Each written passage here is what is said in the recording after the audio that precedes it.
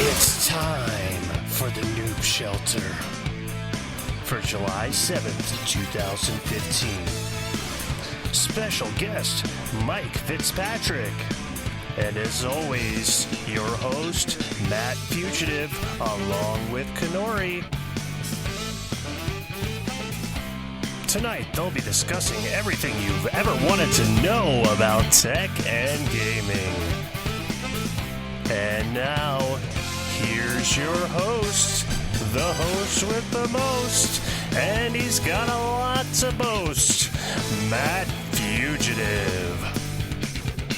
Alrighty, thank you, Mr. X. We are back for episode 10 of the Noob Shelter. Greetings to all of you little human serviettes out there.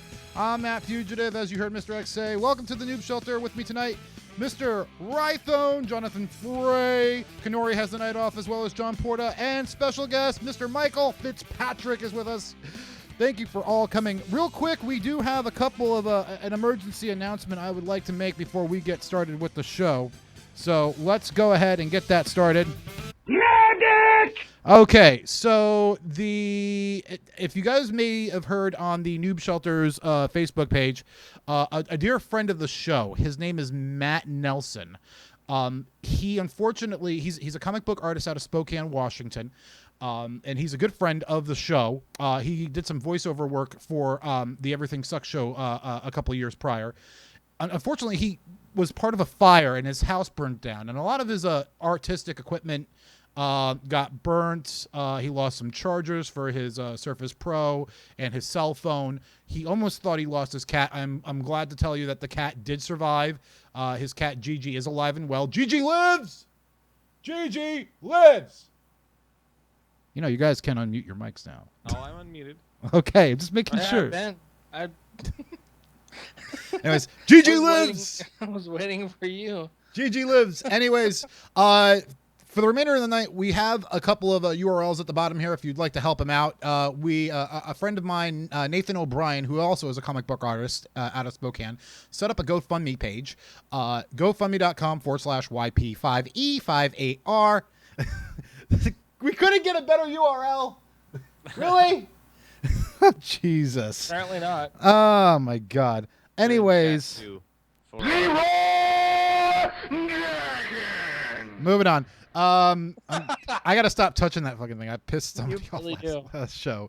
Anyways, so gofundme.com/YP5E58R. His comic is Catbeard the Pirate. It's a digital online comic, but he also has books available if you want to help him out. Catbeardthepirate.com. You can check him out there. You can also donate. He's got a donate page through his Amazon.com wish list. You can donate art equipment to him as well, too. I'm sure that's probably going to go up over the next couple days. So check it out. His GoFundMe page and catbeardthepirate.com. Matt, we hope you're doing well. I've been getting your Facebook updates. Hope everything's good with you. All right, so let's get on with our introductions. Rythone, what you been up to, man? I haven't seen you for over a week. Testing, working on the live server, but we are good to go on the pack.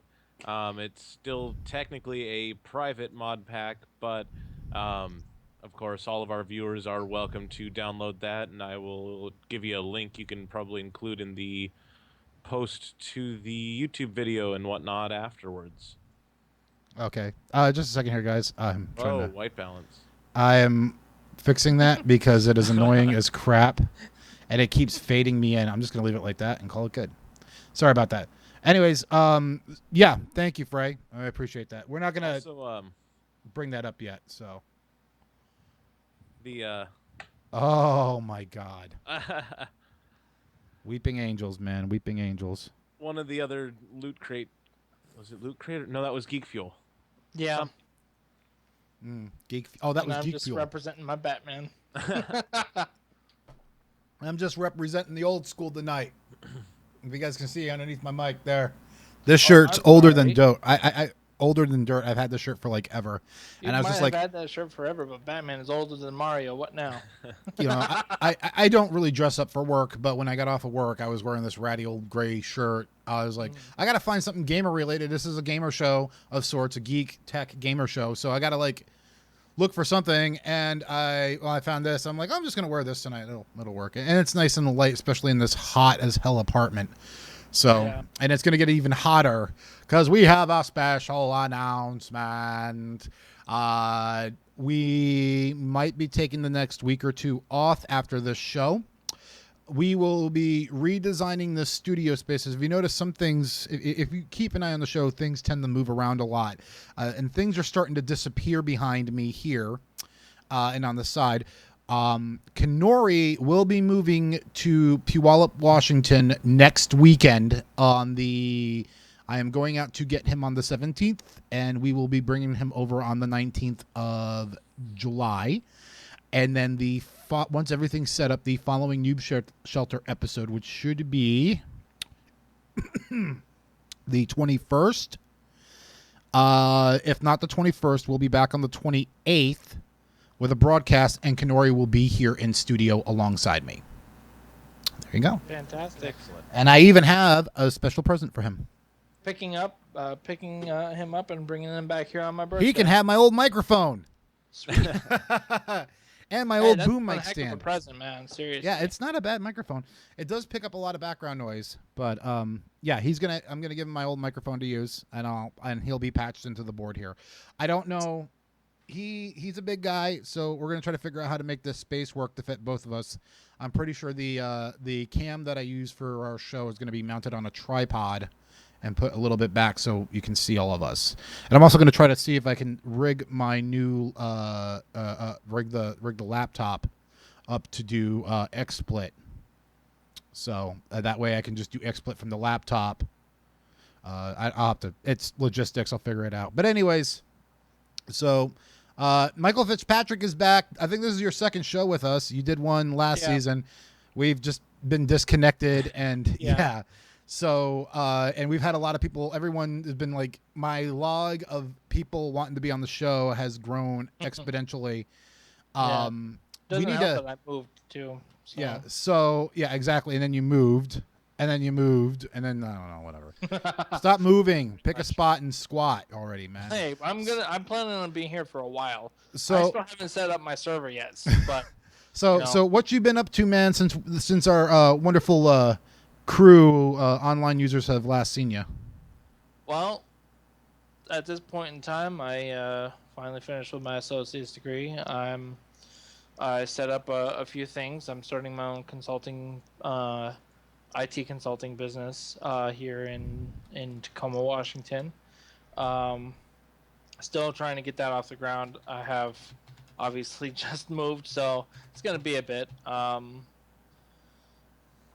have a buddy of mine down in Salem that I've been collaborating with, and the server that you see behind me on top of the stack of drawers right there, my PC mountain there, is the server that I run TeamSpeak and Minecraft off of, and in the coming weeks, I'm also going to be running old school Unreal Tournament, and you know what pisses me off to no end there, StarCraft. So Mr. Fitzpatrick, is the fact that I built a Minecraft server specifically for you to play on, and you never fucking play on it. No. You built a Minecraft server, and I was testing it for you. You did not build that for me. I built that for you so we can all start a community and play together. And everyone's like gone, and I don't even think I turned it back on yet. Let me look. Okay. The last power outage, whatever the hell happened in here, I think I turned it off. And mine hasn't been on for a while either. Even when I had my server on, the Minecraft server wasn't. Yeah, on. I'll show you guys real quick. So don't mind my mess. But right there is my Minecraft server. That little blinky light is waiting for a return key to start the Minecraft server. Has been waiting for like about a week. About a week. Yeah. So about a week. Well, I set up the Minecraft server on mine because my buddy Mike down in Salem wanted or had one, and he was wanting one to where that was accessible to his friends, because he has buddies literally all over the world. And so I talked to him, and he transferred his Minecraft server to mine, so that it could be always on, and so that the friends of his that he had in Australia and in Europe could still be now see Minecraft without Now, see, we're noob fresh at this Minecraft server stuff. Rythone here has got this down to a science. You actually have a Minecraft server host, right? Yep, I host, or I get hosting via HostHorde. I pay like $25 a month or so. He pays the money. He pays the money. Well, it starts out at a 6 gig server, and if we run into like bandwidth or memory usage needs, they will go ahead and scale that up for us at no additional charge. Okay. And that's what I'm hosting the Foresight Media mod pack on. Awesome. Yeah, and we'll once everything gets all locked down, maybe we'll start trickling in the public here and let them jump in that. Yeah. That's completely up to you, Mr. Mod Boss God. Yeah. That was kind of why the whole thing was designed in the first place. Yeah. And I think we've got like 20 or so people that are regulars on the server. But there's definitely a lot of open space. Yeah. Real quick, not to segue away from this. The one thing that sucks about having a studio in an apartment when you have the window open, somebody's cooking some really awesome barbecue out there, and the smell is just lurching in right now. And like, man, that Subway was a bad idea. Anyways, so real quick, I want to show you guys something that I've been doodling up here at the studios. I just got these in from Arts Cow. They're Noob Shelter mouse pads. I made for me and Kanori for when he comes into studio. It will be his little present. He has opted to pick this one here. This is, as you can see, is our Noob Shelter logo with our standby screen in the back, our Noob Shelter standby. And this is the new logo I recently doodled up, the rusty sign on the brick wall. So this one I'm going to be keeping, and we're going to break it in tonight, guys. So if you guys are interested, email us, show@noobshelter.com. That's our email address. We will be more than glad to talk to you about getting you guys one. I think they cost about $10 plus shipping and handling. So I won't take a profit unless you want to donate. I'll just give me the money and I'll get them printed up for you. I got them saved. So this is my old mouse pad that I'm replacing. I'll just put it on with the server. Yeah. This was also made from with Art Cow and a background image that I really liked. So. And on that note, or on the whole server note, I did want to mention that as a part of the TeamSpeak server that I do host, I did start off with a channel specifically for Matt Fugitive's Minecraft. That way, if anything needed to happen, people could just jump on there to communicate. A whole lot easier than just running through and chatting. So. Okay. And that's once again that's something that I can scale as well. Cool. So I'm looking towards the future. The server that I have right now actually isn't that bad. The hardware spec wise, so I'll be able to handle quite a bit. Hey, give me a second, guys. I have a little bit of a situation here I need to attend to real quick. 10 seconds. Yep. All right, 10 seconds. Do we have the Jeopardy? While the cat's away, the mice will play. Wait, I got this. Can I be quick enough though? I don't know. Can you? Hurry up, dude. Come on now. Come on, 10 seconds. Oh dear Lord. I know. What's going on? Something's happened. Uh-oh. Someone spilled something. Did you get it? Did you get it? Is it there? I hope so. If you guys are watching the show and you could not hear that at that time, Rythone decided to play the Jeopardy theme. You did? Play it for me. I did. He brought it up. Oh, play it. I did play it. He did play it. I could barely hear it, but I could hear it. So yeah. Let's see. If I had. Is it? So there we go. Does it sound like that? That's better. See? There we go. Yeah, see, I can do it. Anyway, so sorry about that, guys. Soundboard now. Had a technical difficulty. I spilt water. Oh, that's bad. Jeez. But I really like this. That's the death of electronics right there. Right? What's that? No, don't worry about it. I got it. I took care of it. Who Sorry. is he talking to? Someone there. One of my assistants. Sorry. Oh, one of your my assistants. girlfriend's here. She's hanging out in the bedroom. She doesn't want to be on camera. Say hi for us. Everybody says hi, Megan.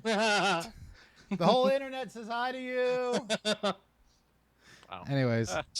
Yeah. So, moving on. Let's get started with the show, shall we? So first things first. I guess. I caught this somewheres on Facebook a while back, and I do apologize if this is old news. I haven't seen any updates on it, so I don't know. I'm going to go with this could be possibly just a rumor. Microsoft might buy AMD. So, Microsoft Corporation has approached Advanced Micro Devices, aka AMD, to start talks about possible acquisition. Reports suggest that the talks started a few months ago. Exact proposal details are unknown, as are the results of the talk. But the report that I read estimates that AMD's value is approximately around $1.81 billion, which is well within range of Microsoft's wallet. AMD produces computer processors, and as of recently, GPUs, since they bought ATI many moons ago. Yeah. And servers, processors, and system on chips that power both the Xbox One and PlayStation 4, respectively. And I should note that I believe ATI graphics are in the Wii U. Yeah. And just a quick note on that. The reason why AMD bought ATI is because NVIDIA said no. Because they had originally approached NVIDIA to buy NVIDIA out, and they're like, no. So they're like, okay, I guess we'll just settle for ATI. Yeah, probably. This isn't the first time that they've tried to buy AMD. I can't find anything to link to now, but I remember at least one other time where that's come up. Yeah, and it has over the past 10 years. Microsoft has consistently been trying to buy AMD because they know how, or they're basically trying to get into the PC hardware market. They've already gotten into gaming market with the Xbox 360 or the Xbox consoles, and they're wanting to branch off into their main market, which is the PCs. You know, to be able to expand on more than just software. They're wanting to get into hardware as well. Talking about AMD for just a second here, I did notice a tip of the scales of sorts, and I don't know, guys, if you guys maybe noticed it, but back in the day when I was first starting with computers, AMD. Well, not that far back in the day, because we're talking like Voodoo 3D graphics and shit like that. Like more recently, when the bigger games started coming out and PC gaming started becoming more of a thing than just like, you know, something you did after you got done writing, doing up a spreadsheet. Started seeing the sunlight. Yeah, exactly. When AMD and Intel were the big two, ATI and Intel were the big two. ATI was the big dog, and NVIDIA. If you had an NVIDIA card, you're like, that's cheap and poor. But now doesn't it seem that the scales have sort of tipped in favor of NVIDIA over ATI? As far as sorry to go into a little bit of a history lesson, but as far as NVIDIA versus ATI, the reason why ATI did so well early on is because they pushed things out so quickly, right, and flooded the market, and then NVIDIA stepped back and just said, you know what, we can afford to take a little bit, we're just gonna develop the crap out of our products, and that development really took off. So you would say that they now have a better quality of product over ATI, where ATI was kind of because that's what it kind of seemed to me with AMD or with NVIDIA, is that NVIDIA was pushing out product faster than ATI, and now it's flipped, and now ATI is pushing out product faster than NVIDIA. And also you got to give it up to NVIDIA too, because back in the day of Linux, when I was first starting out with Linux, ATI seemed to be the go-to graphics card because their drivers were better.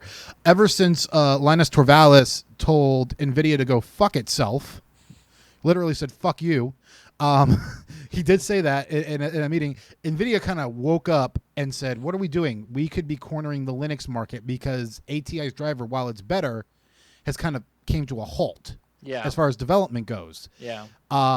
So they are starting to develop their own driver. However, if you're a Ubuntu user, you're going to have a hard time getting it going because it's a proprietary driver. Although I think NVIDIA said that we were going to open source their code. They are. Okay. They announced it just a little bit ago. They're open sourcing. I know that they are the for de a lot of, facto graphics cards. Yeah, I know that they are the de facto card for SteamOS. That much I know. They are. And a lot of the Steam boxes that are coming out are going to have NVIDIA cards in them. So they're going to have NVIDIA graphics throughout, not just the cards. But so so my question to you guys then, and Rythone, we'll start with you first. If Microsoft does buy AMD, do you think it's going to make AMD more of a premium product as far as their processors go, and possibly breathe new life into their GPUs? Maybe not, but I would see them possibly being sustained, if nothing else, just by the hardware.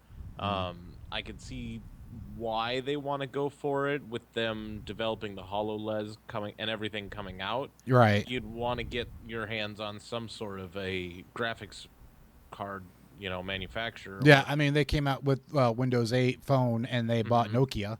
Exactly.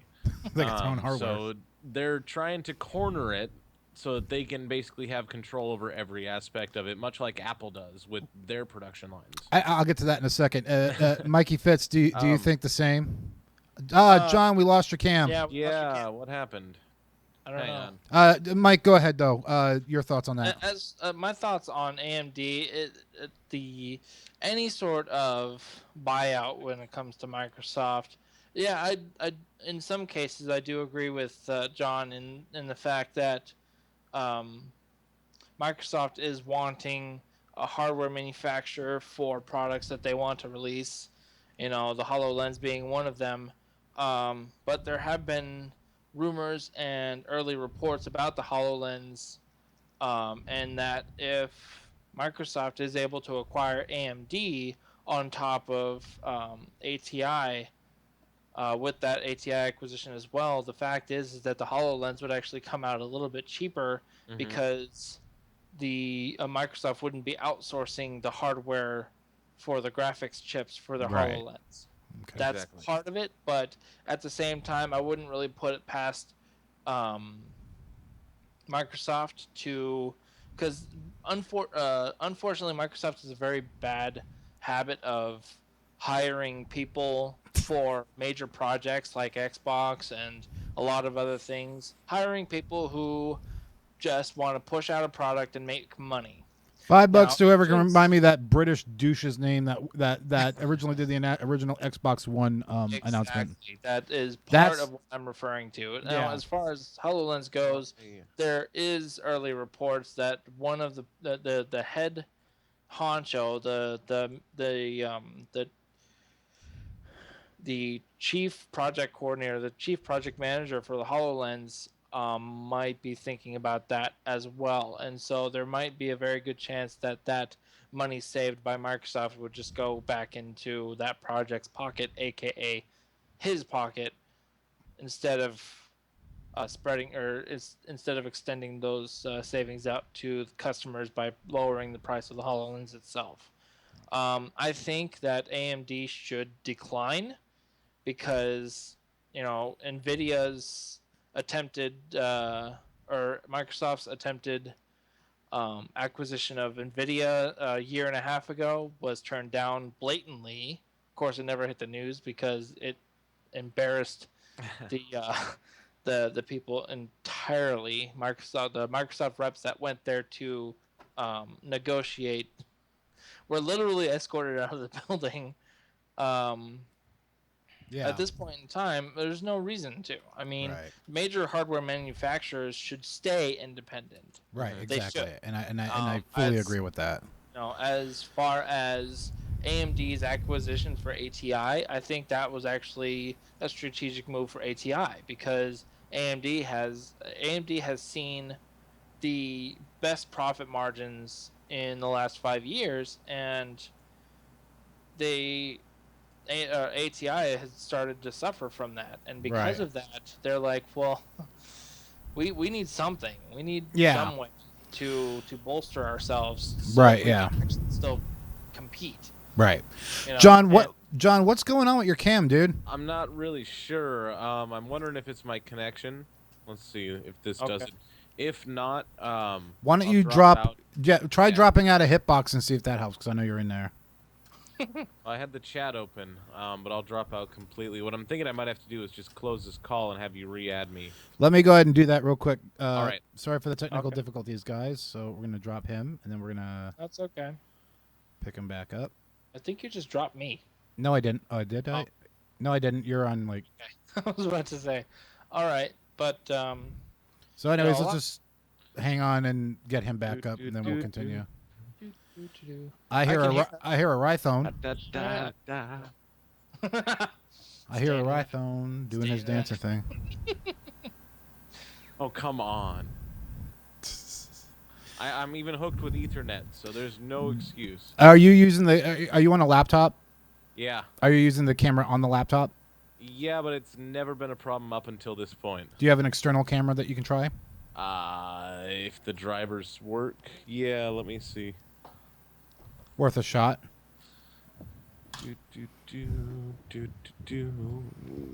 Anyway, so... I can't even pick up you guys, though. Really? Really? Yeah, I'm not seeing anything on this end, so maybe I should restart my Skype. Silly wave broadband internet. Okay, I'll drop you and restart your Skype. Yep. We'll wait for you a second. So, anyways.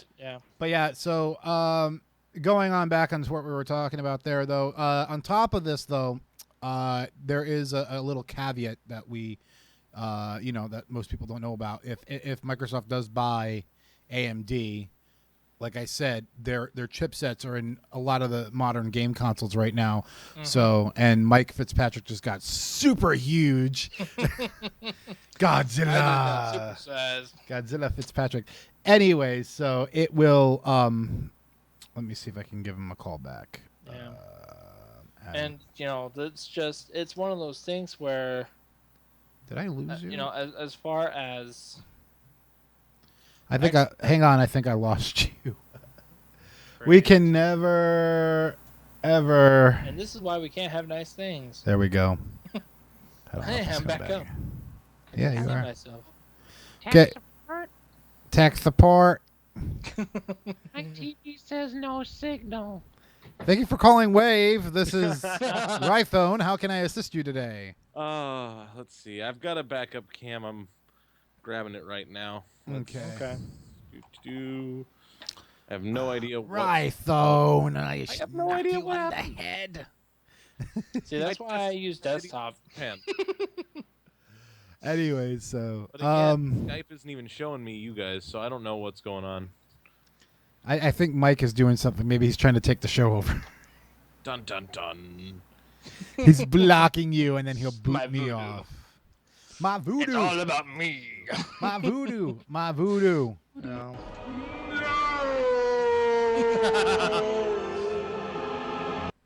My voodoo.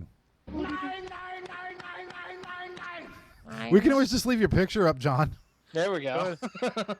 Hey, everybody! Howdy! Yeah. See, I'm not even getting you guys, which is weird. Yeah. Let me check my connection status. Yeah. You guys continue. I can still hear you. So, all right. Anyways, we're gonna move on. on. Yeah. It must go on. So moving on. I could literally talk about that subject for a good. So moving on.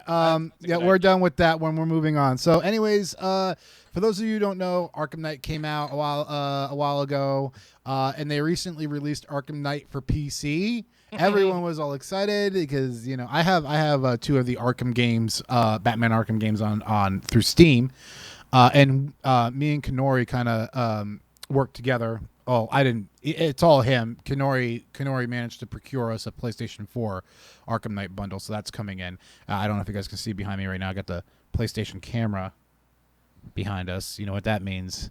We're going to be doing some live streaming from the PlayStation 4 for Noob Shelter soon. Hang in there, guys. It's coming. Yep.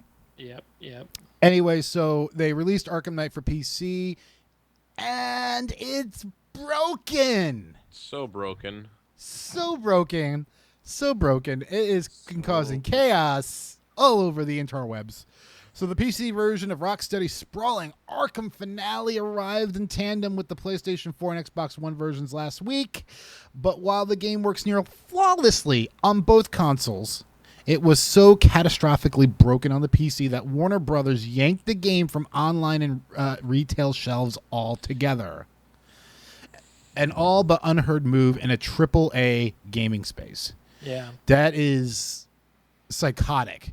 The game remains unavailable for purchase at the time that this was written. I don't know if it's back up. I think it's back up now. If somebody wants to check Steam or see if it's online real quick for me, that'd be great. Yeah. The game remains unavailable for purchase on digital download service Steam. I guess it was on Steam, with a message stating that Batman Arkham Knight will be available on Steam OS, Linux, and Mac in fall 2015. For all those who managed to buy a copy before the sales were suspended, the first patch reflects a design oversight that prevented players from upping a frame rate cap, fixes various bugs and crashes, and smooths out performance-related issues. We have the complete list, fix list here of this patch that they're sending to everybody. This is kind of like a day one patch, or at least it should have been a day one patch if they knew this was happening. Mm-hmm. Support for frame rates above 30 FPS in the graphics setting menu, so games could only be played at 30 frames per second. Poor 4K users. Such a fucking elite group. Of course they are. Fix for low resolution texture bug. Improve overall performance and frame rate hitches. Add more options to the graphics setting menu. Improvements to hard drive streaming and hitches. Addresses full screen rendering bug on gaming laptop. Improvements to system memory and VRAM usage. NVIDIA SLI bug fixes. There was apparently a bug with the SLI set up in the NVIDIA cards. Enabling AMD Crossfire. NVIDIA and AMD updated drivers. Fixed a crash that was happening for some users when exiting the game. Fixed a bug which disabled rain effects and ambient occlusion. Bleh. They're actively looking into fixing other bugs to improve this further. Corrected an issue that was causing Steam to re-download the game when verifying integrity of the game cache through the Steam client. Ouch! Oh man, that's terrible. If you're on tiered internet, man, with a limited bandwidth, that's gonna suck for you. You just maxed out your bandwidth because you downloaded a 2 gigabit game like 50 freaking times. Well, no, I don't think it'd be that bad, but every time Steam updates. Yeah. Fixed a bug that caused the game to crash when turning off motion blur and the system settings. There's a BM system settings.ini file. I believe you can access with in-game that turning off motion blur would cause a crash. Future patch will enable this in the graphics setting menu. And that's coming from Time and WBGames.com's support section. So I've heard of this happening before, where a game developer would release a game and it would suck major ass. What game am I thinking of, guys? This happened recently. Help me here.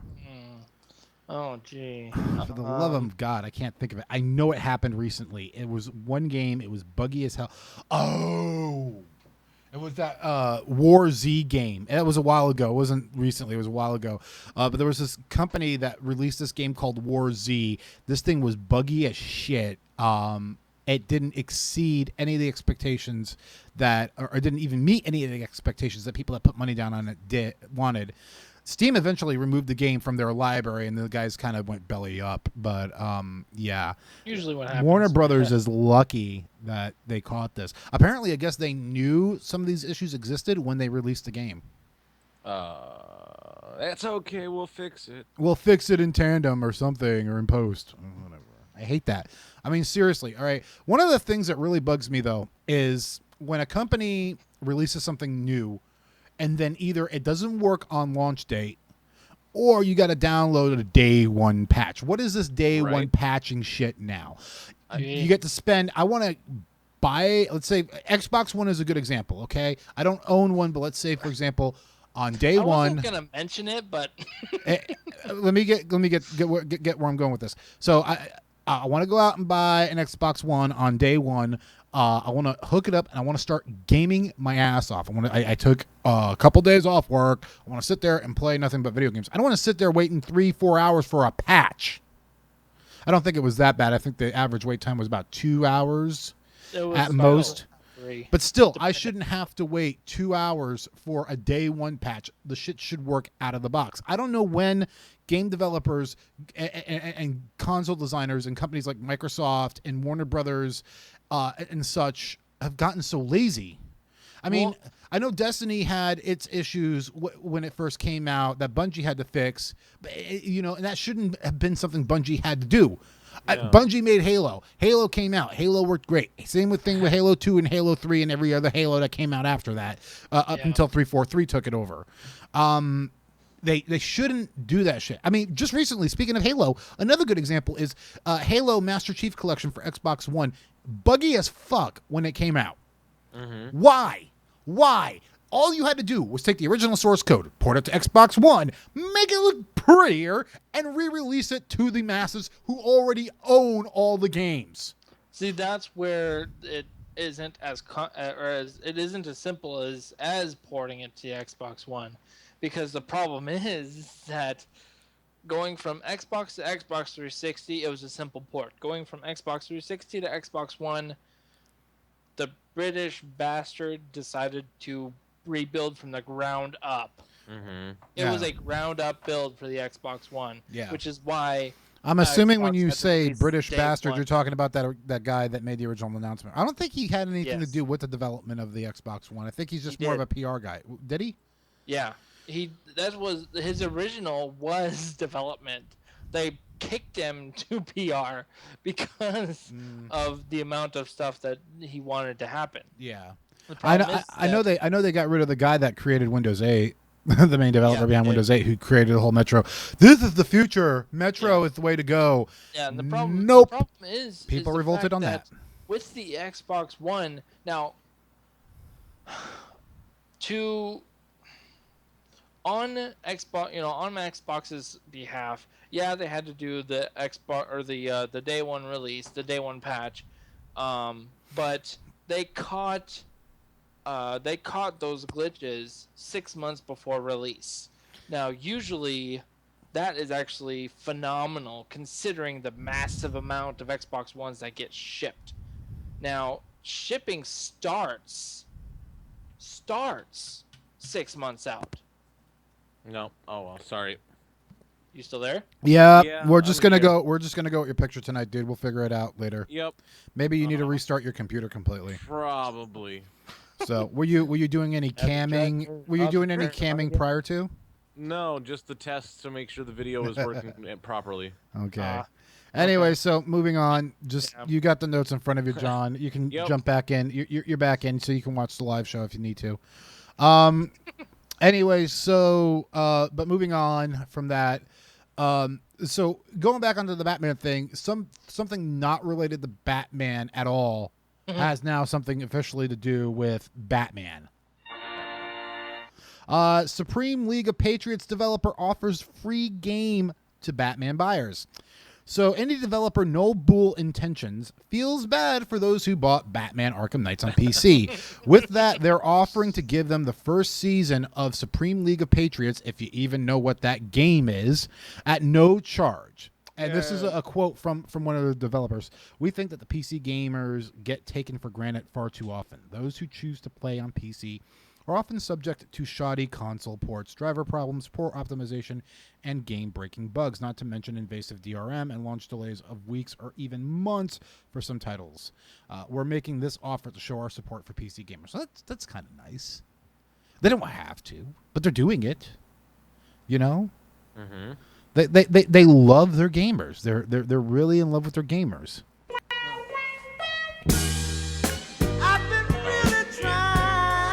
All right. Anyways, I'm not gonna go there, but I think that's pretty cool of them, though. I really think they do. Anyway, so going on that, anyone who bought the PC version of Batman Arkham Knight, either retail or digital, before midnight, This is really old. Before midnight of June 30th. Wow.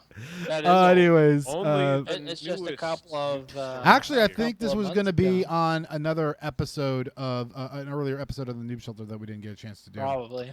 Anyways, so if you got in on it, it was you just need to send in. All you had to do was just send in a proof of purchase, and you would have gotten a game for free. So I'm assuming you would probably email it to them, scan it, or send a copy of the email to them. So before we move on to our next topic here, I did want to re-bring to everybody's attention, whoever's watching tonight, if anybody's watching tonight, that again, our friend Matt Nelson, he's a comic book artist out of Spokane. He recently had a fire at his place, lost a lot of his stuff. I'm gonna go on browser mode so you guys can see real quickly here. This is his site, catbeardthepirate.com. He is a really good graphics artist. I was thinking about once he gets his life back, his stuff back together, hiring him to do some stuff for the Noob Shelter and other stuff for other projects that I'm working on. But Catbeard the Pirate is a story of a pirate who made a voodoo lady mad, and she cursed him with a cat for a beard. It is actually a really funny comic book. I've read through some of it. I'm through some of the storylines right now, you know. And you can also buy his books, $15 each, or get all three for $40. He has been doing this for a very long time. Or if you want, you can donate to him through Amazon.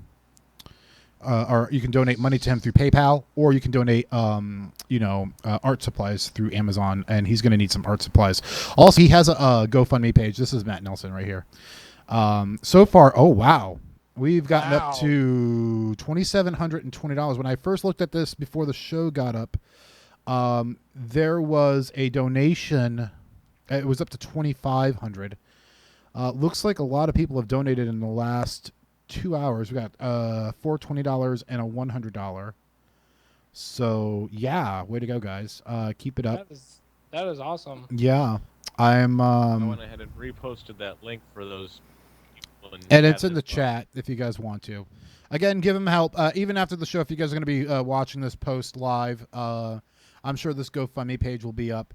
The goal has been raised to $3,000 apparently, because they originally when he started when Nathan O'Brien, a good friend of ours, mutual friend of me and Matt's here, started this GoFundMe page for him. So I want to give props to him for doing that.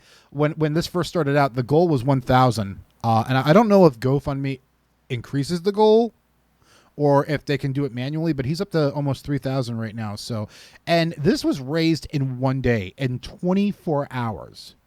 Now, I'm sure he's lost more than $2,700 worth of stuff. He was worried. We were worried that the cat was lost. But the cat is okay, and the cat is kind of like the reason behind this comic, which is amazing. See if I can get it posted up here. Yeah, I mean the artwork is just beautiful. I mean he is really good. Awesome. He is a really good really good comic book artist, you know. And I plan on buying all of. I've been meaning to buy his books. I've just not had the money. So, and I did donate $25 to him. That's as much as I can do right now. good old personal crap. So, anyways, let's get back into the thing here. I don't want you guys seeing my Facebook. I got a bunch of crap going on here. Dun dun dun. So moving back onto our topic. So check them out. Rythone just reposted the links. GoFundMe.com/YP5E58R or catbeardthepirate.com. Hook him up, man. This guy needs your help. So he's a good friend. Good friend. So let me get back to my docs. There we go. Noob Shelter notes. So we talked about this game a while ago. After, as you guys may have heard, Microsoft bought Mojang a while back.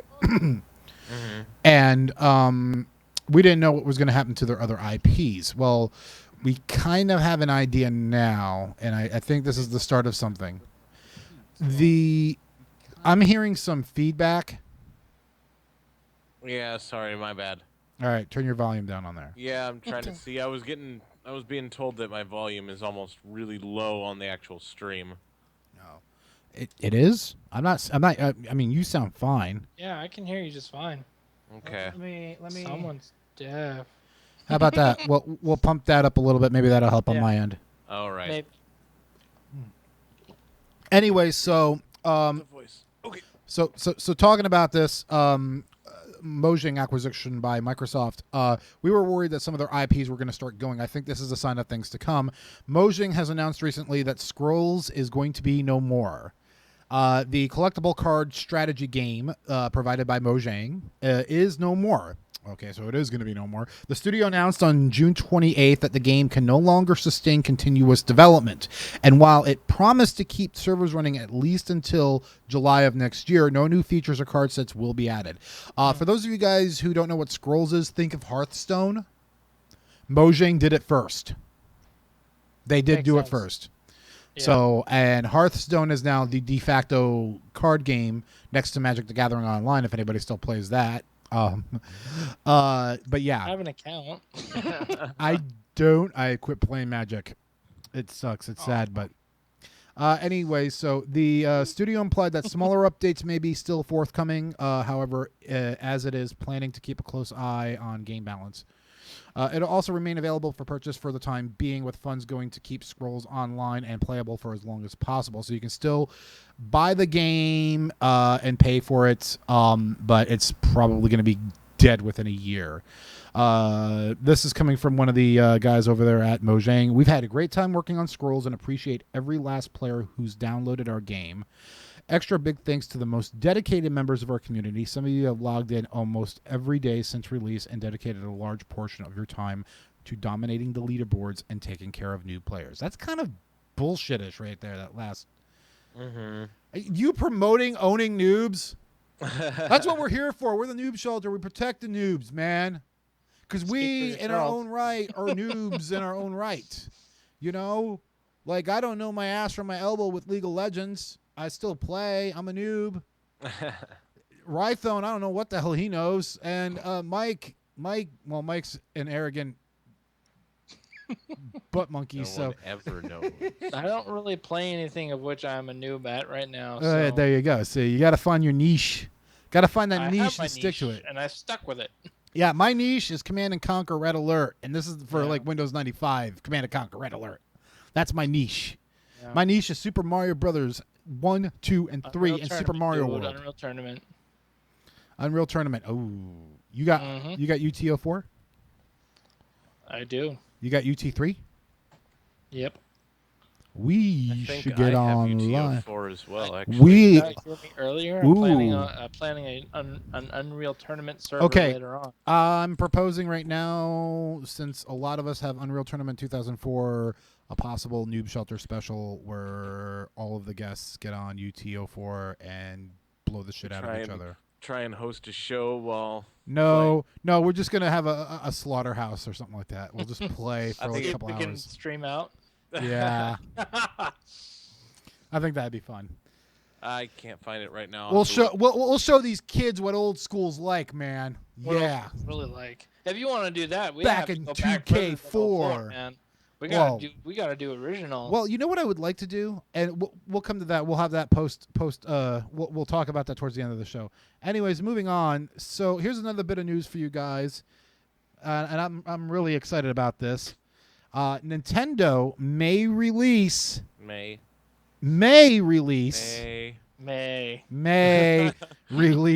NX that they've been so pimping about in July of 2016. Hey, holy crap. Was that loud? No, it wasn't loud enough. Digitimes is reporting that Foxconn, the evil Hydra slave pit Taiwanese chip manufacturer, has been given the go-ahead by Nintendo to start pilot production of its next-gen console, the NX. The pilot is due to start as late as this October. Ooh, nobody knows what the NX is. All we know is it's going to be the Wii U successor. And if they're going to release it as soon as 2016, they're going to have a fucking riot on their hands. They think the Amiibo thing is bad. You guys don't know how bad the Amiibo thing is until you're me and you collect Amiibos. And then you have to resort collect Amiibos to this shit right here. to this shit right here where you have to import your amiibos from Japan because the Best Buy doesn't know how to sell them and can't order enough stock. Actually, it's Nintendo's. It's Nintendo's fault. So, anyways, a little venting there. And just for kicks and giggles, I pre-ordered a couple of the the next wave amiibos too, Palutena and Ganondorf, just because that's why you have no money. Exactly.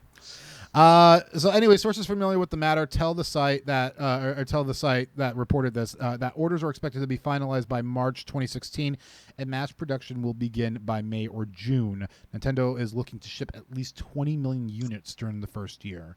Huh. If they want to do that, it better not bomb like the Wii U did. The Wii U was kind of a bomb because all it was an upgraded, recycled Wii. Well. With HD graphics, 1080p. What do you think the Wii? What do you think the U stood for? Upgrade. However, I do like the fact that the controller had a built-in screen, so you didn't need a TV technically. You could just plug it into a wall outlet and play your game. That is true. That was one of the features when I first got my Wii U that I kind of fell in love with because I was sitting there one night with the ex before she was my ex, and we were playing video games and. Or she was watching TV, and I was like, "Man, I want to play Mario Brothers. I want to play the." So I got Super Mario 3D World. And I was kind of getting into that game, and I wanted to play it, and I was like, well, "Let me try this." So I booted up the Wii U on the tablet, and I played the game through the tablet. It was amazing. Yeah. So that's happening. Let's go into our main topic tonight. So, if some of you may have heard from our last episode last week, we were talking about Destiny and their issues. I did a lot of research on this. A lot of this news is probably outdated now, but we're going to go through it anyway. So earlier in June, let me get this over here so I can look at you guys. So earlier in June, Bungie, the developer of Destiny, you guys know who Bungie is. They are the guys behind Halo. They made their whole bank on Halo. They were originally owned by Microsoft and then seceded from Microsoft to go do their own thing. They announced an expansion pack called The Taking of the King, and announced the price tag that was going to be $40. A little bit of background on Destiny: they're kind of like an MMO first or third person shooter. I'm not exactly sure. Data usage. Yeah, it's a really good game. I had the privilege of playing it a little bit. At some point, can't really talk about that because of NDAs. But you know, it was a really fun game, and when the PS4 ends up here in Noob Shelter HQ, I plan on getting the game, and I'll explain that in a minute. And there's a good reason why. Anyway, so the expansion, the third expansion, this will be the third expansion, is going to be $40. Now, if you are like me and you've played games like World of Warcraft, $40 doesn't seem like a lot, does it? It seems like, well, okay, well, I'm used to paying. Well, I think I paid 20 or 30 for Mists of Pandaria when it came out. I don't remember the exact amount of the game, and I think Warlords of Draenor is like around $40 or something like that for the expansion. Mm-hmm. Anyway, so this isn't a standalone game. Just to remind you, it's a full-on expansion pack, and like I said, normally it wouldn't anger the gamer gods as much. But then Bungie made a few more announcements. Along with the $40 expansion, they also announced that they were releasing the following. They're going to be releasing a Legendary Edition, which is a disc copy of the expansion that includes the original 2 expansions and the original game for $60. And is going to have some special little caveat things in there for new people, like XP boost and stuff like that. And then they also announced the Taken King Collector's Edition, which includes a number of physical collectibles and several pieces of exclusive in-game content, including 3 class-specific emotes and exotic weapons with XP boosts. And this is going to run them about $80. On top of it all, the expansion, like I said, will the Legendary at least will include all the previous DLC. That sounds amazing, unless you already bought the DLC, which, from my understanding, went for about $15. I'm not exactly sure on the prices on that. 10 to 15. This is $20 a piece, but you could get 2 of them. You could get both of them for $35. Thank you. So fans reacted in anger that the content aimed at their wallets would be exclusive to a version of the Taken King that required they spend money on content they had already paid for, which they already paid around $75 for, $40 for the base game, $35 for its DLC, expansion pass. In short, they were pissed. So fans also criticized the fact that the Taken King cost as much as the full Destiny game did upon launch, and the fact that the Legendary Edition catch-up option for new players costs, $60, meaning that newcomers get all the existing content for just $15. When you factor in the Taken King solo $40 price tag. So you got 40, which is 55, and then so $55. So the expansion's $40. The two other expansions are 15. The game itself is 5. Right? Does that equal up to 60? Right? Well, so 40, 55, I bought 60, something like that for EverQuest back in the day. It was like a gold pack or something, and it came with extra content, which brought me up to whatever the patch was prior to the current one. Right. And it wasn't nearly as expensive as buying each one of them, and I got the exclusive stuff. Unfortunately, people aren't willing to let that slide anymore. I know, especially when their wallets are getting hit with all this DLC. So where was I? I was right here. So anyways, one of the director actually behind Destiny, Luke Smith, took to the interwebs to defend the price tag as well as some of the minor content noobs would receive if they bought the $80 edition. He was quoted as saying, "There's no way right now for you to get the new dance emotes without getting the collector's edition. Those are collector's edition exclusives. We've set some stuff up aside for that edition specifically to make it to appeal to fans who have engaged with the game already, and also to also allow people to enter the game this autumn. We have nothing more to talk about in regards to your opportunity to spend extra money on Destiny other than the Taken King and the 3 versions we've announced." I have to pull it up real quick. I'm not sure. Let me see if I can get my browser up here. I think, though, and I might have reported this just a hair wrong.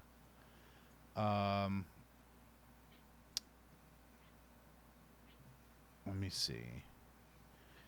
Hey, Rythone, were you able to set up a chat? Which one? The Hitbox chat. Yeah, I've got it up and I'm posting. Let's okay, see. Because it looks like one of our listeners is having an issue connecting to chat. So sorry, buddy. You're just gonna have to kind of hang in there. We'll have to fix it next episode. We'll do a pretest with that. Yeah, I'm not actually seeing chat, but I swear I am. Okay, so the collector's edition does include the original 2 expansions. Holy shit. Well, son of a bitch. I'm going to let you guys see this. Let me get in the browser mode here real quick before we continue with the... So this is what you get in the $80 collector's edition. You get a collector's edition box. You get the limited edition steelbook case. You get a strange coin replica modified Treasure Island book with Cade 6's personal notes and illustrations, collection of relics and artifacts, early access weapons pack, and you actually get the full game too. Ooh. That's worth it.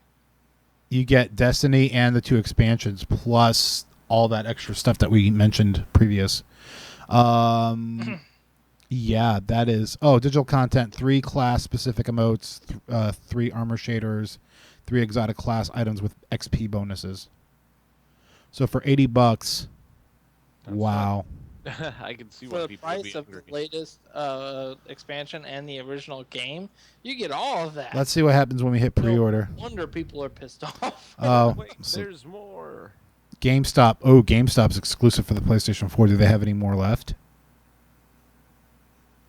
Yup. They do. So, wow, that is psychotic. It's almost tempting because I really did like the game. With this, I don't quite understand why the previous expansions were listed at $20 and Bungie decided to say, hey, you know what? I think this expansion is special. We're gonna make it 30. Oh, I'm getting to that right now there, sir. I'm getting to that right the frick now. So anyways, he also, Luke Smith also said purchasers get a big, rich campaign. This is defending the price tag, mind you. Fully voiced cinematics and story of what happens when an angry alien god wages war on a solar system, all with a satisfying conclusion. You also have a new subclass to pursue and unlock. We also have a bunch of new strikes. We're not yet talking about how many, and a new raid. We're showing 2 new PvP modes and 4 PvP maps this week. It is a fairly safe bet. We're not done showing things off. He's excited about it. We're giving people a whole new place to go, that new destination. Really comfortable with the value we're giving to players this autumn. So he's kind of like, yeah, hey, it's going to be a $40 thing. Also for existing players, it comes with the Founders Pack and a new Sparrow shader and emblem. So anyways, shortly after that hubbub, Luke Smith went and did an interview with Eurogamer. And I'm going to read kind of like a verbatim or like a paraphrasing of the interview. So Eurogamer says, so it may seem like a small thing. You're adding exclusive content to the game, 3 new dance emotes that players can't get unless they rebuy the main game and 2 of the existing DLCs, right? And Smith would say there is no way right now for you to get the new dance emotes without doing that. Set up some stuff aside for that edition specifically to make it really appeal to fans who have engaged with the game already. So right there in that sentence, it kind of sounds like he said, yeah, the only way you can get it is to rebuy it, and it's going to engage the fans that we already have. Anyways, I suppose it's a good excuse to buy a second account for farming or something. Right. Yeah. Eurogamer then says, can you see that some fans are confused that you're asking them to buy stuff they already own? Smith said, yeah, I can totally emphasize with those people, but the collector's edition is a pretty cool package for people who want to pursue that stuff. Otherwise, surely cool, what you're saying is that you want to buy them separately, right? Eurogamer's like, well, yeah, I'd rather do that, pay a few pounds or dollars or whatever, than spend the money on things I already own. And then I guess Smith laughed in this on his response here. Well, we have nothing more to talk about regarding your opportunity to spend extra money in Destiny other than the Taken King and the 3 versions we've announced. Eurogamer added, is Bungie considering selling customization items such as this separately, or is that against the studio's philosophy for the game?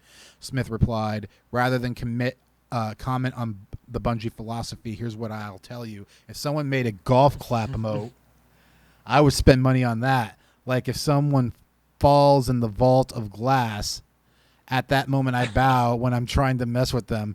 So I emphasize with some of the things you're saying. That made no sense. Eurogamer, I feel like you should put some of these things that you are emphasizing with into practice. Smith said, we have nothing to announce today. We're ready. We're reading the forums and the reactions to this week's announcements. We will continue to discuss player feedback. Blah, blah, blah. Now, as far as I know, Bungie is actively working with the fans. This is kind of where I get lost in translation. Porter was supposed to help me with this part of the show tonight, and he's not here. He's personal issues.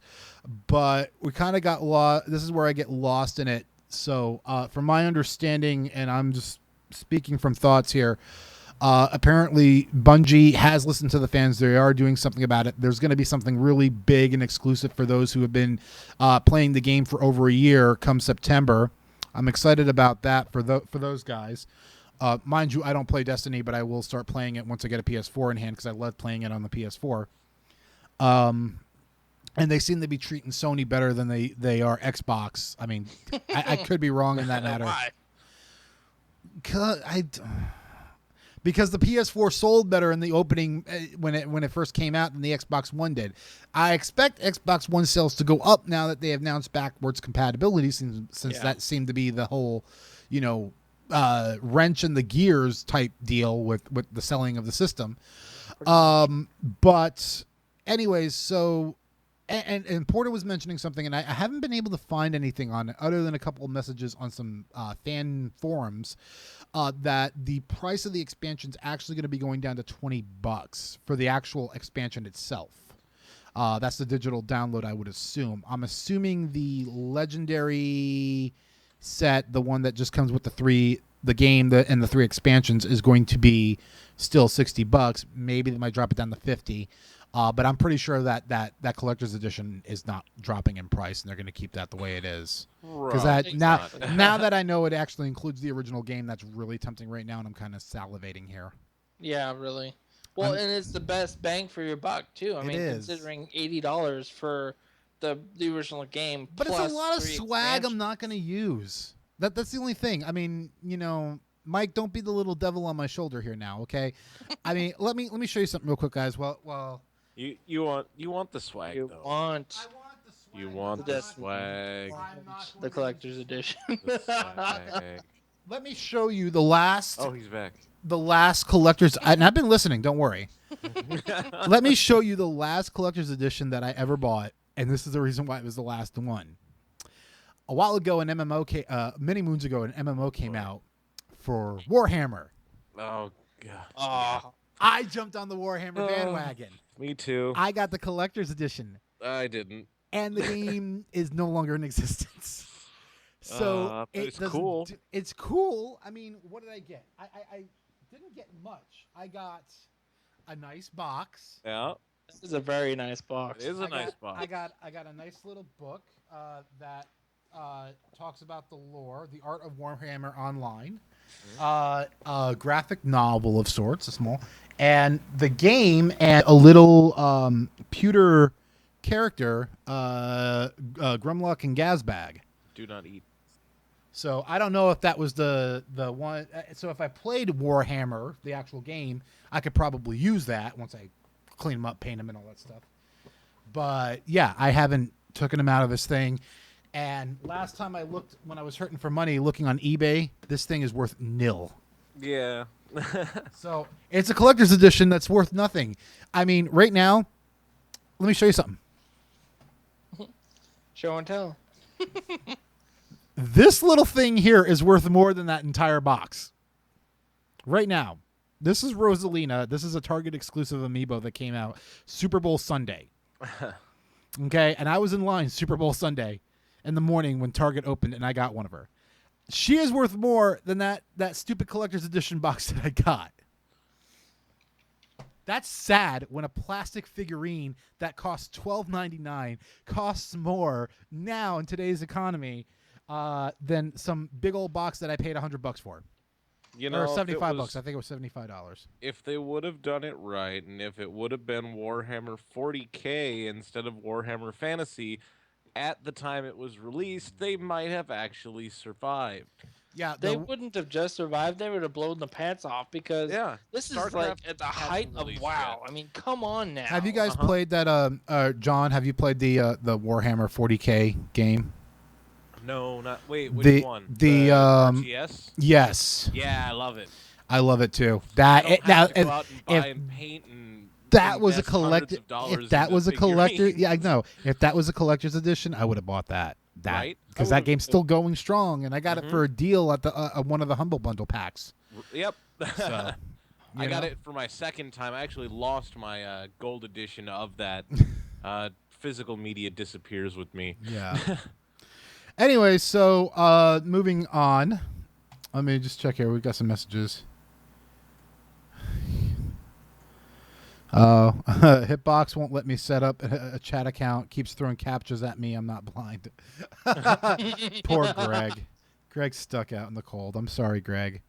Anyway, so let's go back to the browser. We'll just throw this up real quick. So if you guys are interested in blowing all your money on this, and that is why I'm apprehensive in buying the DLC. The game's already been out for a year. They're already having issues. It is a fun game, but I just cannot find any reason to buy the collector's edition. I'm probably going to get this one right here. The legendary edition is what I'm probably going to get, because all I really want is the current expansion and the 3 games. I'm probably never even going to make it to the Taken King expansion. Oh, you want the fancy box to collect dust with? No. $20 more, dust man. magnets. No. Come on, Matt. Not worth it. Not worth it. Anyways, getting these little devils off my thing. So again, the Taken King itself is $59.99. The collector's edition with all the pretty swag is $79.99. There is a digital collector's edition, which is the same price. Why do they have this? This doesn't make any sense. You're gonna pay if you're gonna. All right, let me get back here, guys, real quick, because I'm gonna talk to you guys one-on-one real quick. If you morons out there go out and buy the digital collector's edition for the same price as the physical collector's edition, you need to be shot. Okay, because you don't get all the pretty swag. You get the games with the expansions and all the cool little bonus stuff, but you don't get that. Bungie, what the hell? That should be $69.90. No, that should be the same price. Well, no, I guess $69.99 because you do get the collector's edition exclusive. So I think this should be $69.99, or maybe keep it $79.99, and then bump this up to like $99.99. Well, and it's not. And then if you want just the expansion, it's $40 still. So I don't see where there's a price drop. I don't know what Porta was talking about as far as the price drop goes, but it is still $40 on their site. And if I were to go to, let's see what the PlayStation Store says when I go to that. Let's see. I understand you're taking me to a land far, far away, because this is where people said they saw the price drop. Yeah, I don't think there was a question in chat. I don't think the collectibles are like the Japanese releases or anything like that. It's just little swag to say you got that, plus some in-game content that you can only get by purchasing that particular edition. They don't even have a thing here. Destiny expansion pass is what you need to buy. I think aren't those like $15, $20 or something like that? I mean, I could be wrong, but this doesn't even have a price on it either. So I don't know where Porta is getting his juice from. I don't or know. His source. I asked him to. No, they just changed everything right before we went live to make it look like he was lying to us. Probably. That inside information you cannot know.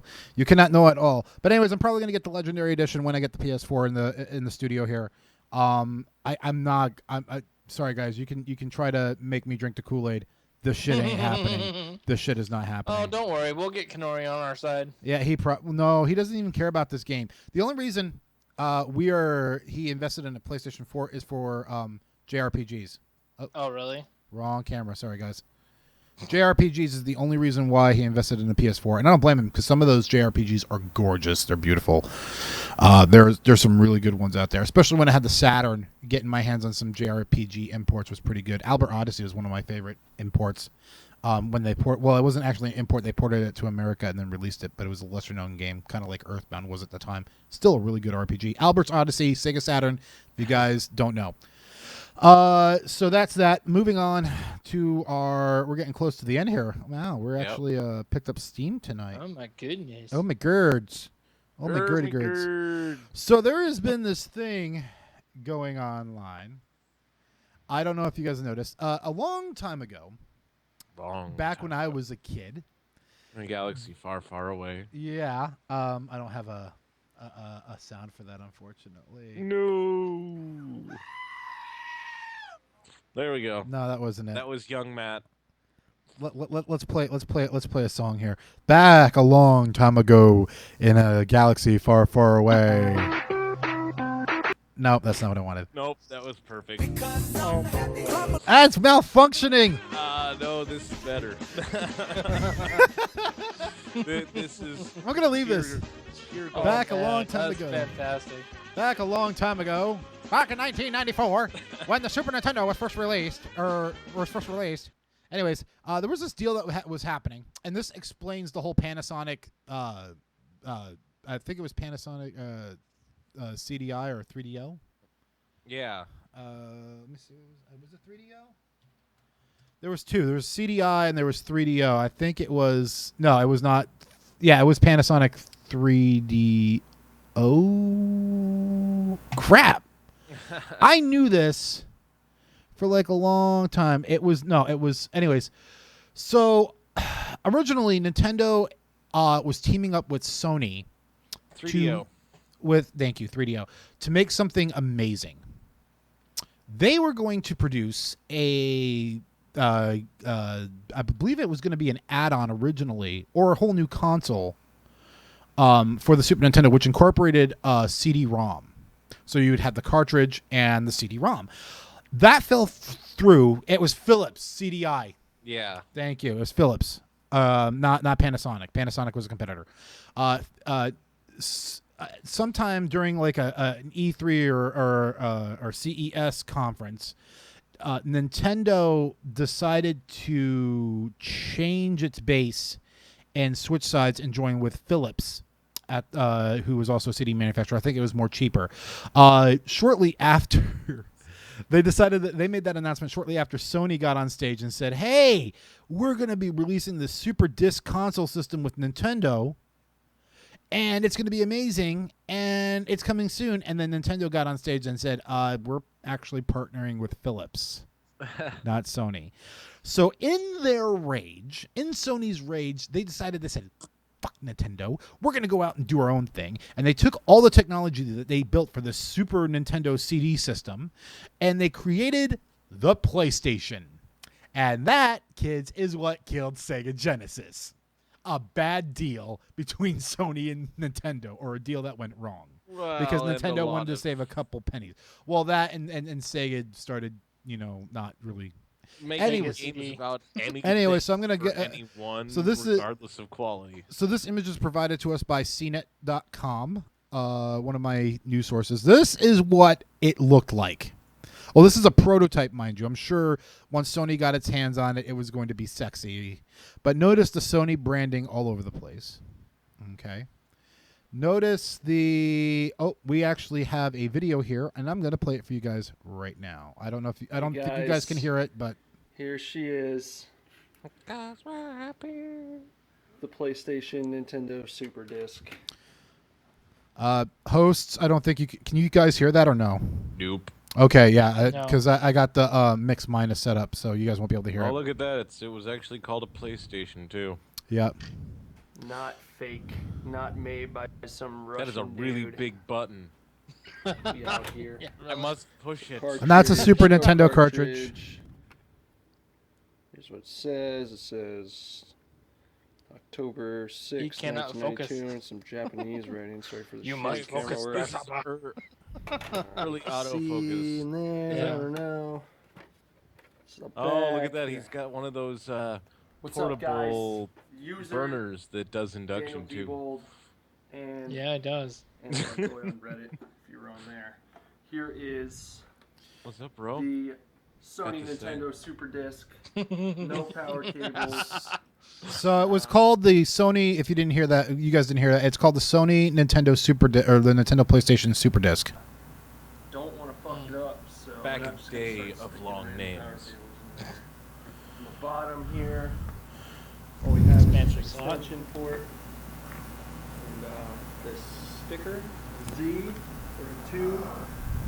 And He can't determine if that's a 0 or a so 2. there's a couple bolts here, but And if I'm you not gonna try to notice, start taking It has apart the either. characteristic off-white plastic that turns yellow with age. Exactly in the front, yes. Here's the controller. Pretty much. Notice the controller right here. I want to look at this. First of all, the controller, which is pretty because I love the candy-colored buttons on the Nintendo controllers, which is why I had one imported from Japan. Yeah. It says Sony PlayStation on it, but it has the Famicom logo right there. Yeah. I think- PlayStation, but It has the what's this? Famicom logo, Oh, and Nintendo. it's But basically if you look, if he would just stop Looks like a shaking like he's got Tourette's, it said Nintendo on the back. Sure. I haven't Did played it? mine forever, Yeah. so. Yeah. No shoulder, one shoulder button on each side. Now, mind you, you guys should. Oh, I don't know what the heck that was. Look at my Get out! I don't want this ugly guy on my show. Anyway, so but this is what it looks like. There are more pictures of it online on Reddit. I just didn't get a chance to find it. This was something kind of last minute I wanted to discuss. So yeah, this is what could have been if Nintendo didn't dick Sony over and go with Philips. Interesting postscript to the story, though, guys. You should know I am somewhat of a video game historian myself. The Philips Nintendo deal fell through, and Philips ended up doing their own thing for CD called the CDI. but had a licensing contract with Nintendo already in place, so they made really crappy Nintendo games. Let me see if I can find something in particular for you guys. Remember. Probably not gonna worry about that. You guys can just YouTube it yourself. But just look for, like, in particular, Zelda CDI and prepare to have nightmares. Yep. So that's what ended up happening with the whole Sony or the whole Nintendo Philips thing, and Nintendo ended up going making the N64 because they still felt that CDs were not good enough, even though their games cost more because they were cartridge based. Nintendo finally learned the error of their ways when they made the GameCube, which went on to be somewhat successful. It was good. Their argument of almost no load time from a cartridge standpoint made sense. But Yes. you needed the expansion card and this and that, and Yeah. hey, we See, got a if lot of neat anything- games out of it though. Yeah, but that's just We it, though. did. Is if anything, cartridges make more sense now because the capacity and the speed and the technology is there. Right. Not to Especially, mention you're right. Especially copyright protection, too. with SSD. Exactly. And I'm not talking just about SSD. I'm talking about micro SD cards. You can get a 128 gig micro SD card. Something that's just about as big as my thumbnail. For you kids that don't know, this is 128 what gigs. a cartridge looks like. This is a Nintendo cartridge. The game here is Ninja Gaiden 2, which I bought when I went to New York at a flea market for like $10. Really good deal. Really fun game. That is what a cartridge is, and you used to have to plug it in and boot your games up. And I also have somewheres. Oh my goodness, explaining old tech to young people. You got to. This is what an SNES cartridge looked like here in the States. The cartridge you saw in the video was actually from Japan. Yeah. This is Gradius 3, one of my favorite all-time games. They never launched Gradius 2 here in the States. It was Gradius for the NES and then Gradius 3 for the SNES. Wasn't Gradius 2 a cabinet game? I thought. Maybe. Because I could have sworn that was It's one of the ones Konami, they had so at the it's Nintendo Konami. It's headquarters Konami. in the game room. Yeah, it's Konami. Probably. But anyways, so that reminds me, I wanted to talk about something else since we have some time and we're doing pretty well. Let me bring up YouTube. I'm looking for something specific.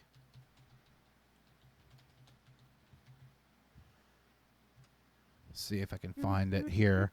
I did want to show you. You guys heard us talking about Earthbound nonstop here on the show. One of the things that Nintendo won me over with recently, they had about 3 weeks ago. They had a little live stream of sorts. There's this. Like I said, Earthbound is this RPG that me and Kanori love with all our hearts, and a lot of our listeners and some of our co-hosts that we have on the show have heard of it and love the game as well too. Earthbound is actually the second game in a series of 3 games. The first game was called the game was known as Mother back in Japan. So the original Mother was released on the Nintendo Famicom. Almost made it here to the States, got translated, but never actually made it here to the United States because they were busy working on the Super Nintendo. So they decided not to put the money into it and put it out. Earthbound, which is Mother 2 in Japan, did make it over here. Earthbound 3, which was stuck in development hell, was originally supposed to be on the N64. Never made it. They released it for the Game Boy Advance. It's not here in the United States. It is a gorgeous game. But some people who love the game so much went ahead and made a fan translation of it and re-released the patched ROM online. And there's also another, so you can play it, and it's actually pretty good in English. I haven't played through it. I got like halfway through. The game is quite sad. No spoilers, but it's a sad game. There's a fan-made game coming out called Mother 4, which is going to be released exclusively for PC. There is a. I'll talk about that in another show, but I wanted to share this with you guys real quick because this is close to my heart, right? Real quick here. So let me go back in the browser mode and I'll bring it up for you guys. Again, host, you won't be able to see it, but if you've got a link as well, I can drop that because we kind of ran out of links a little bit ago. We did, didn't we? Okay, so I'll drop in there. I'll drop it like it's hot. Drop it like it's hot. Oh boy, the boss is gonna drop something in there. Ta-da! There's the link. Oh wow, I love that. That's cool. So you guys can watch it along with me. Hey, all right, here we go. Let's play this. Let's play this trailer real quickly. Yeah. Let me know if you get feedback though from one of us watching it. Yeah, just make sure you turn the volumes down, please. I'm just not gonna watch it on my PC on my end. Oh, that's right. I know why it's going to do that. Because of the way Skype wants to share things. Yeah. Yep. It's primitive, but it is. Just the music itself makes me want to cry. It's awesome. Beautiful, beautiful soundtrack. Earthbound always has the best soundtracks. It did. It really did.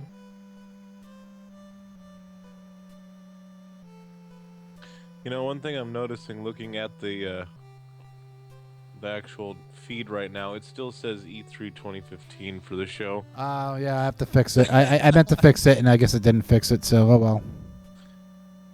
I have to remember to do that next time. It's okay. I mean, it's not like anybody's watching us anyways. No, yeah, really. We got one. We just got one. We've had one. Just one. I think Greg watches too. I don't know if it's counting him though as an attendance. Yeah. I don't know, man. We're gonna need to talk about that after the show, and I have to bring it up with the boys. Since I don't do the police stand by anymore because of the way XSplit is now working. We might have to talk about that. I feel like we had more viewers back in the days of Twitch. That's what I'm thinking. Well, I don't want to, a lot but of people know of Hitbox. It's a lot bigger over on the other side of the pond, though. I know. Yeah.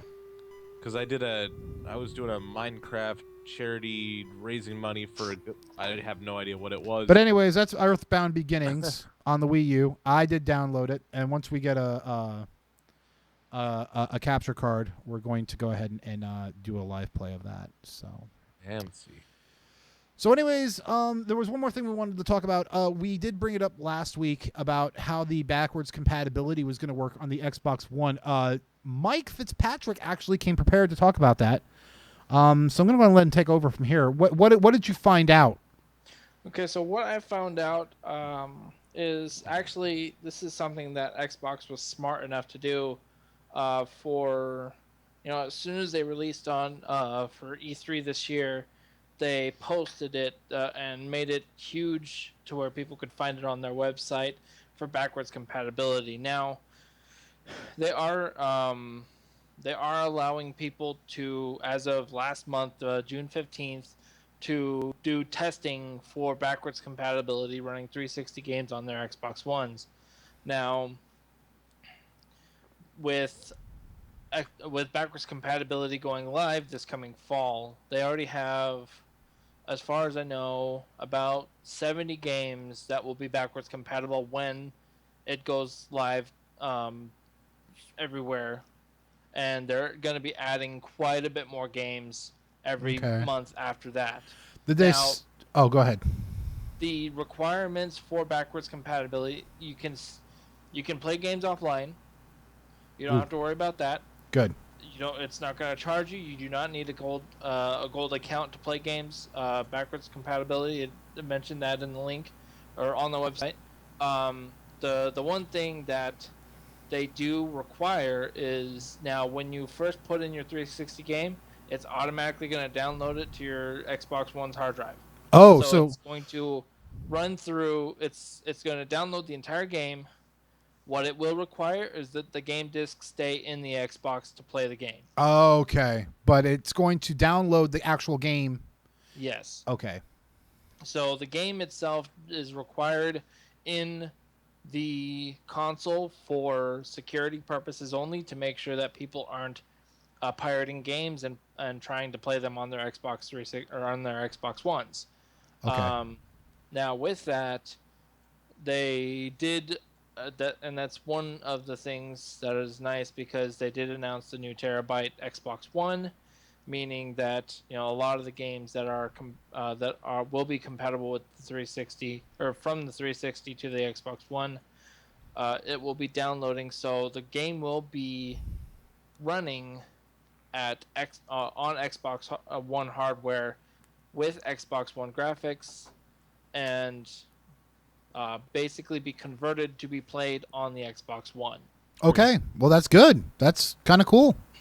So thank you for now that. there is a little birdie that had tweeted into my ear a couple weeks ago, in that the backwards compatibility, the disc requirement may have a workaround that they may need to patch. Right. In other cases, like they've already have already been some issues with the first, like the first releases of it, and people playing 360 games on it, for the review editions, basically for the Xbox One, and people are actually able to just completely download their Xbox 360 games to their Xbox One, Right. pull the discs out, stick them in the case on the shelf, and then just continuously play those games without the disc. Oh. Okay. So at this point in time, they are looking to patch that. Oh. As much as it might be a pain to some people, I actually like it. The fact is that Xbox One is backwards compatible with 360 games. That is cool.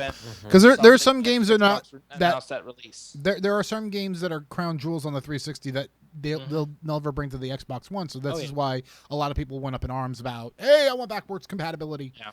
And one plus to it, you'll be able to transfer all of your save games, all of the achievements from the 360 will be downloaded to your Xbox One, and all of the downloaded games that you downloaded through Arcade for the 360 will be able to be downloaded and played on the Xbox One. Yay. Awesome. So that is cool. All of that will be available. The downfall to that, though, is I got a 360, okay? And when I bought it from a pawn shop. And it came pre-installed with a couple games. Fable 2, Capcom versus Marvel 2, and Turtles in Time. Or I think it was Turtles the arcade game. It was like a remake of it. Those games will not be able to go over because they're not under my account. They're under the original owner's account. So exactly. That sucks. You would need to. It would be transferring your profile from your original. But I do have a couple Xbox 360 games that I would love to see go over, especially Nights into Dreams and Daytona USA from the Sega Saturn days. There are already at this point in time, by Christmas this year, there will be approximately 250 360 games that will be backwards compatible. Nice. Compatible with the Xbox One. This is definitely an improvement over Xbox's release of the 360, in which only about 150 original Xbox games were compatible with the 360. Now that was actually squashed with the first gen, in which reports came in that any original Xbox game was played on the 360. Right. However, with subsequent generations, that list dwindled. But Xbox has mentioned that they have no intentions of limiting. They're going to they're hoping to expand the list of 360 games compatible with the Xbox One to the point to well, their ambitions are quite lofty, about 500 games by July of next year. Okay.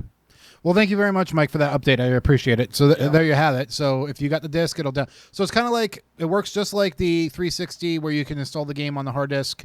You just have to keep the disc in there. So it just increases load time. So, but yeah, that's pretty cool. So one of the things to get a 360 for.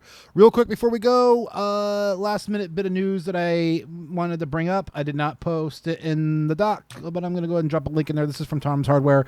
More Windows 10 update. The final build is making it to the slow ring. Before the 4th of July weekend, Microsoft released yet another fast ring build of Windows 10. Now, if you don't know what it is, there's two different types of rings. There's a group of rings called the fast ring, where quickly they'll drop images to those guys and updates for the Windows 10 user or beta testers. And then there's an outer ring, the slower ring, which will get them in trickle down effects. The slower ring of the groups are starting to get this now, and this is probably going to be the last update before the big drop off this year. coming. Yeah, that big push is coming. It's coming. It's coming. It's coming. 29th of this month, isn't it? Yep. In addition, Microsoft has also announced several new features coming to the finished version of Windows 10. Well, let's run them down real quickly here. Let's see. Windows Insiders, blah, blah, blah. Build alone features over 300 fixes and an updated login screen, a new default Windows background. If you guys haven't seen it yet, let me jump over to the browser cam real quickly. This thing is kind of sexy. But there is you guys will have to Google it. There is an interesting story behind this background.